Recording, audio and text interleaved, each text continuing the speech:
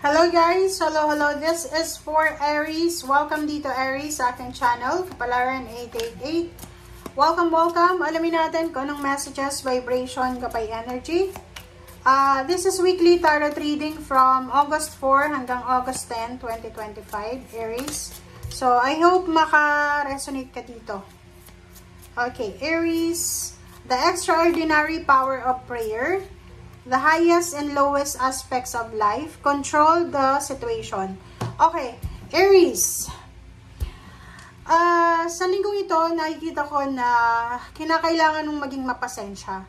Hindi ko alam kung ano yung pinagdadaanan mo, but you need to stop controlling the situation. Huwag mong kukontrolin yung situation.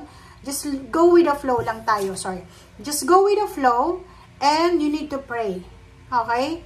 So, kung ano man tong pinagdadaanan mo sa buhay, isipin mo na lahat ng bagay dito sa mundo ay may dahilan. Lahat ng nangyayari ay may rason. So, pero, walang imposible sa prayer. Okay? And you need to be patient. Okay? So, dito sinasabi ng barahan na nasa 9th house siya, near to completion na siya eh. So, maybe you're waiting for a promotion, for a lump sum of money, meron kang binibentang bahay, lupa, sasakyan, or kung ano pa man.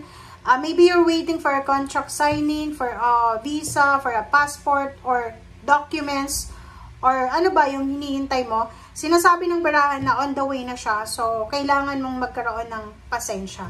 Kasi yun lang yung kailangan mong gawin, kasi wala kang control eh. Diba? Wala naman tayong control dito sa mundo. Ang kaya lang natin kontrolin is kung ano yung kakainin natin, yung kung iinom tayo, magbibisyo ba, parang gano'n. Yun lang yung kaya natin kontrolin. Pero yung pag-iisip ng negative, yun din, pwede natin makontrol.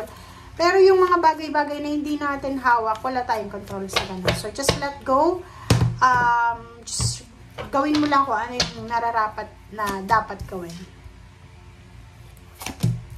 Okay. Wow. Ang ganda na ito, guys,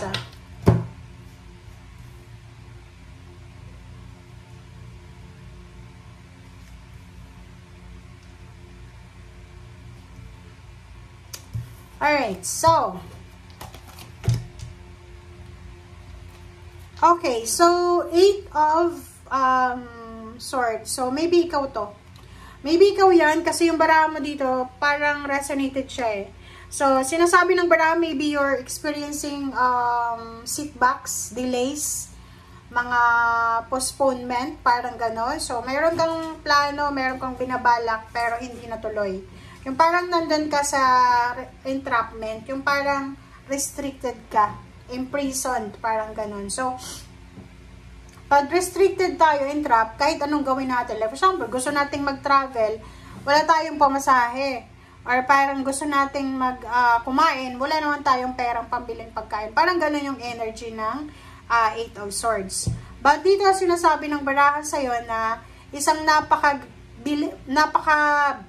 laking balita na posibleng darating sa'yo na may isang tao dito na maybe this is Scorpio, Pisces, or Cancer, or maybe this is air signs, Gemini, Libra, or Aquarius, or fire sign, Leo, Aries, Sagittarius. Sila yung mga zodiac signs na pwedeng makatulong sa'yo, Aries, na tulungan ka sa kung ano man ang kailangan mo sa ngayon. So, yung King of Swords na to, maybe this is the direction eh. Yung parang halimbawa, may mga Aries na,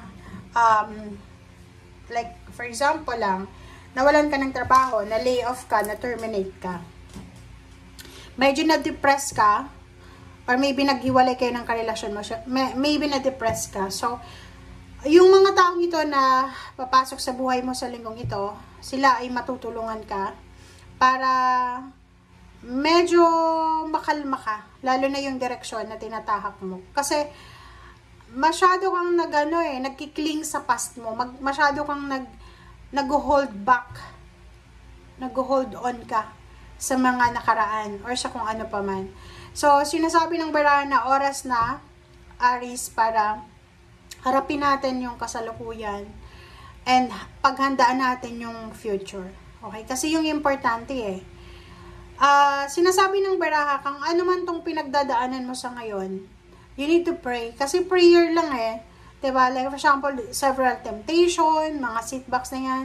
So, wala naman tayong mga control eh. Wala tayong control dito sa mundo. So, ang magagawa lang natin is mag-pray lang tayo. And dito naman sa 4 of Wands and 9 of Cups, meron ditong good news. So, maybe there's a good news. Maybe you're Aries. And makakatanggap ka ng balita na yung asawa mo, buntis. Or maybe makakatanggap ka ng balita na may ikakasal. For example, yung kapamilya mo, ikakasal, may magpapatayo ng bahay, may magpaparenovate ng bahay, may celebration, happy moments, parang wish fulfillment siya sa emotional. So, doon ka mag-focus, Aries. Kasi kahit anong pinagdadaanan mo sa ngayon, kahit sabihin natin na ikaw na yung pinaka malungkot, pinaka-dehado na sa buong mundo, maging grateful and thankful ka pa rin. Kasi lalo kung ang problema mo, hindi naman health problems eh. Imaginein mo sa hospital, maraming nakatubo na eh. Diba? Nakatubo na mga pasyente. But they're still fighting. So, you need to fight for your dreams, for your family, for yourself. And yun, pray.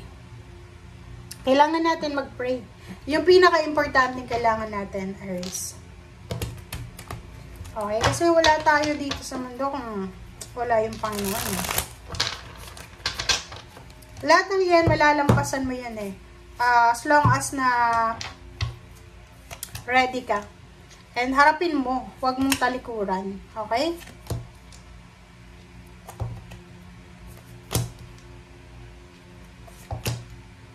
Okay. Aries, ang ganda neto. Relationships. Like for example, meron na mga Aries na naka-experience ng mga, yun, breakup, or maybe may mga competition, pag-aaway, ano pa ba, maraming problema sa pamilya na nangyari. But sinasabi ng Zero the Fool na, like for example, may nakaaway ka sa kapamilya mo, katrabaho mo, take risk para humingi ka ng tawad kung ikaw ay may kasalanan. The Devil, mag-iingat ka, Aries, about your family, mag-iingat ka sa pamilya mo, kasi posibleng kayo ay napapaligiran ng mga temptation. Yun nga sabi ko sa previous reading, is either mga dangerous substances or mga illegal substances or kung ano pa man, habits, food, or kung ano pa man na relationship na temptation siya, iwasan mo yan. Okay? Ihanda mo yung sarili mo para sa mga pagsisimula. Maraming magsisimula. It's either new friendship, new job offer, a new place of work, new place of residence, maraming new ideas, new baby, na posibleng darating sa'yo. Maraming nahang na plano, Aries, like travel. May travel ka na nahang, ang posibleng matuloy na. So, may plano ka din na, like for example, lumipat ng bahay, magpatayo ng bahay, magpa-renovate, na posibleng matuloy na. Okay? Thank you guys. Bye!